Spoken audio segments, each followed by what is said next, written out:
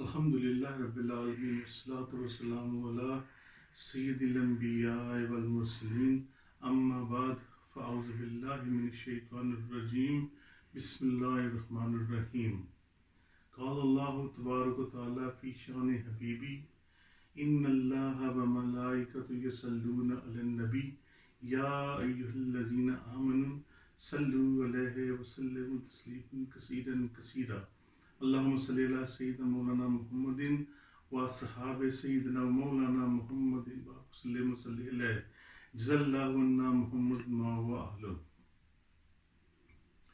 الصلاۃ والسلام علیک یا سیدی یا رسول اللہ وعلی آلک و اصحابک یا سیدی یا حبیب اللہ الصلاۃ والسلام علیک یا سیدی یا نبی اللہ وعلی آلک و اصحابک یا سیدی یا نور اللہ۔ فرمان مصطفیٰ صلی اللہ تعالی علیہ وآلہ وسلم، جس نے بروز جمعہ مجھ پر 200 بار درود پاک پڑھا، اس کے 2 سال کے گناہ معاف ہوں گے۔ صلو علی الحبیب صلی اللہ تعالی علی محمد صلی اللہ علیہ وآلہ وسلم۔ میرے بہت ہی محترم ناظرین اکرام، سامعین اکرام، علم دین حاصل کرنا ہمارے لیے بہت ہی ضروری ہے۔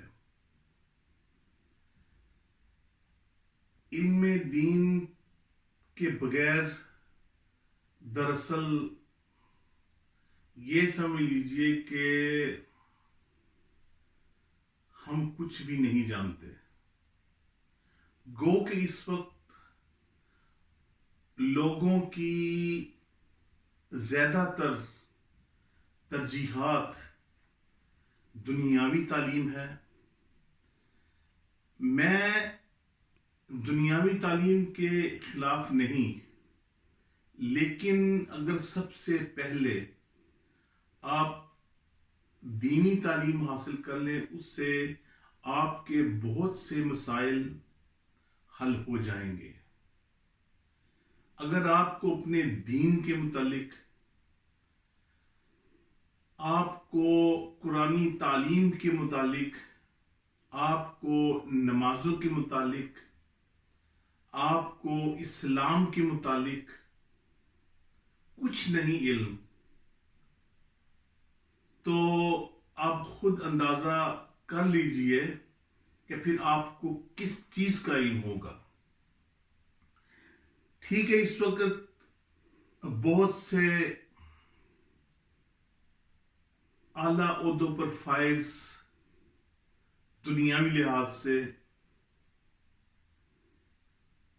پوسٹوں پہ موجود ہیں، وزارتوں کے مقام پہ موجود ہیں۔ اگر آپ یہی علم دین حاصل کر لیں تو کیا علم دین آپ کو یہ نہیں کہتا کہ آپ دنیاوی تعلیم مت لیں، کیونکہ آپ کو دونوں طرف سے فوائد ملیں گے۔ قرآن اور حدیث کی تعلیم جب حاصل کریں گے تو اس سے آپ کو آئندہ آنے والی جو آپ نے دنیاوی تعلیم حاصل کرنی ہے، اس کے متعلق آپ کو شعور پیدا ہوگا کہ یہ تعلیم اور اس تعلیم میں کیا فرق ہے۔ دین آپ کو سچائی کے راستے پر لے کے جاتا ہے، جبکہ دنیا کی تعلیم آپ کو جھوٹ، برائی کی طرف لے کے جا رہی ہے۔ اب آپ یہی خود ہی اندازہ کر لیجئے کہ دین کے دور کی جو سیاست تھی، حضرت عمر فاروق رضی اللہ تعالی عنہما کے دور کی سیاست، حضرت ابو بکر صدیق رضی اللہ تعالی عنہما کے دور کی سیاست اور آج کی سیاست میں کتنا فرق ہے۔ آج آپ دیکھتے ہیں کہ کون ہے جو اسلامی تعلیمات پر چل رہا ہے، یہاں تک کہ اسکولوں کی کتابیں اس میں سے اسلام کی وہ چیزیں کو خارج کر دیا گیا ہے جو کہ ہمارے مسلمان بچوں کو معلوم ہونے چاہیے تھیں۔ اب آپ خود اندازہ کر لیجئے کہ ایک انسان اگر اس کو وزارت ملتی ہے تعلیم کی، محکمہ تعلیم کی وزارت ملتی ہے، اور اس کی اسپیشلٹی جو ہے وہ ہے ڈاکٹریٹ میں، میڈیسن میں، تو کیا وہ بچوں کو اسلامی تعلیم کی وہ کتابیں بنا کے دے گا؟ امپاسبل۔ اس کو کیا معلوم ہوگا کہ اس بچے کی دینی تعلیم کی جو ابتدا ہے وہ کیسے ہوگی؟ آپ کے سامنے ہے، میں کوئی ڈھکی چھپی بات نہیں کر رہا، آپ کے سامنے ہے پورا ماحول، پورا لوگوں کا طرز زندگی،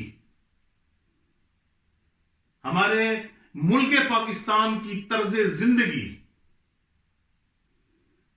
ہمارے علماء کو ایک سائڈ پہ رہنے دیجئے، آپ جو باہر اعلیٰ عہدوں پر فائز ہیں ان سے پوچھ لیجئے، آپ ان کو تلاوت کا کہہ کے دے دیا۔ آپ نے پیچھے دیکھا ہوگا کئی نیوزوں میں، اب میں کسی کا نام مینشن نہیں کرتا، اللہ رب العزت ان کو ہدایت عطا فرمائے، ان کو اپنی تعلیم حاصل کرنے کی توفیق عطا فرمائے۔ اب جو بندہ ایک اعلیٰ مقام پہ پہنچ کر، اعلیٰ عہدے پر پہنچ کر جو عام سورت کی تلاوت نہیں کر سکتا، وہ اپنے ملک کی کیا خدمت کرے گا؟ یہ مجھے بتا دیں۔ وہ اپنے ملک کو کس طرح اسلامی زندگی پر لے کے آئے گا؟ یہ مجھے بتا دیں۔ الحمدللہ ثم الحمدللہ اس وقت ملک پاکستان میں ایسے نام کے اساتذہ موجود ہیں جنہوں نے اپنے طالب علموں کو درس اسلامی دین بتایا، درس دیا، اور وہ اس وقت ٹاپ کے مفتیان کرام موجود ہیں جو سلسلہ چلا رہے ہیں۔ لیکن اس وقت جو بھی گورنمنٹ کی پالیسیاں ہیں یہ آپ کے سامنے ہی ہیں کہ کتنی غلط باتیں ہو رہی ہیں، ملک پاکستان کو کس طرف دھکیلا جا رہا ہے۔ اللہ رب العزت ہمارے ملک پاکستان کو بچائے۔ وہ اسلام کا قلعہ ہے اور ہمارے بچوں کو دینی تعلیم حاصل کرنے کی ضرورت ہے۔ نبی پاک صلی اللہ تعالی علیہ وآلہ وسلم کا فرمان ذی شان ہے کہ آپ کے پاس ایک بہت زیادہ عمر کا صحابی آئے اور انہوں نے آپ سے عرض کی، یا رسول اللہ صلی اللہ تعالی علیہ وسلم، میں یہاں آیا ہوں علم دین حاصل کرنے کے لیے آیا ہوں۔ نبی پاک صلی اللہ تعالی علیہ وسلم کا فرمان ذی شان ہے، جو کوئی شخص علم دین کی تگ و دو، علم دین حاصل کرنے کے لیے گزرتا ہے تو وہاں کے گزرنے کے راستے میں جو بھی پتھر درخت جو آتے ہیں وہ اس کے لیے دعائیں کرتے ہیں، جو علم دین حاصل کرنے کے لیے جا رہا ہے۔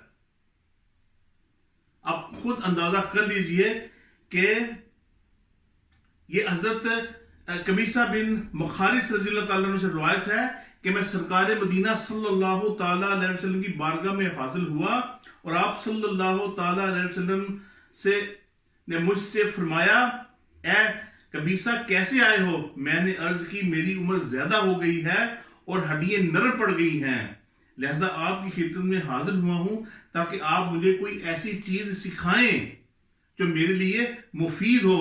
تو آپ صلی اللہ تعالیٰ علیہ وسلم نے فرمایا، اے قبیصہ، علم کی جستجو میں تم جس پتھر یا درخت کے قریب سے بھی گزرے ہو تو اس نے تمہارے لیے استغفار کیا ہے۔ اب میرے محترم عزیز بھائیوں دوستوں، اب خود سوچ لیجئے دھیان کر لیجئے کہ آپ نے کس سمت چلنا ہے. خدارا علم حاصل کیجئے. اپنی زندگی کو بیکار مت کیجئے. آپ کے پاس اس وقت موقع ہے، وقت ہے، اور اپنے آپ کو علم کی جستجو میں اپنے آپ کو لگا لیجئے. ایک وقت آپ آئے گا کہ آپ اس میں لذتیں محسوس کریں گے. بس میں اپنے پیارے بچوں سے یہی مدنی التجا کرتا ہوں کہ آپ علم کی روشنی کو پکڑیے، اس روشنی کو لے کے چلیے. وہ آپ کو راستہ بھی دکھائے گی اور پھر اس روشنی میں دوسروں کا بھی بھلا ہوگا. اللہ رب العزت ہمیں سن کر عمل کی توفیق عطا فرمائے اور ہمیں علم دین حاصلنے کی توفیق عطا فرمائے. وآخر دعوانا ان الحمد للہ رب العالمین.